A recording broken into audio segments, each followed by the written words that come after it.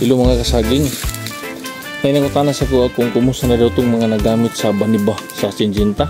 Kung ang ilah ba ng mga saging wala na ay panama katong mga na-applyan. Dali atong tanawon pikita na ko si mga ko ang area nga gi-applyan ako og baniba sa Syngenta. Ang area nga gamitan nato og baniba gikan sa Syngenta. Wala pa yung kaayoy sigatuka ang ilalom niya kung tanaw na to. Muni siya ang 1 hectare ni atong gihamnan aning atong gigamitan og baniba gikan sa Syngenta. Pero og ukurin sa Panama wa pa tay makita gyud.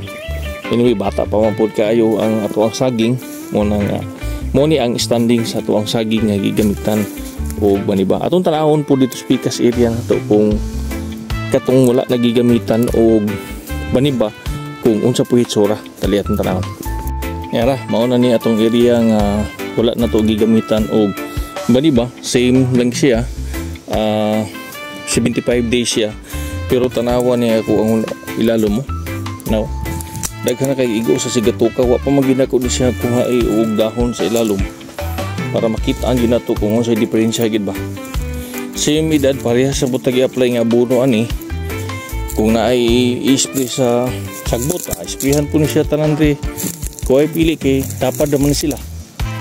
Lahi ni siya nga variety. Ang ulan ako gibutangan.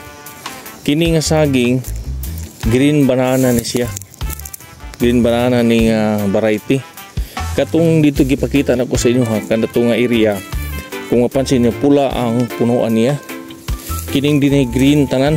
Now, makita na to nga green tanan ni siya nga variety. Green banana ni siya ang tawag nila ani.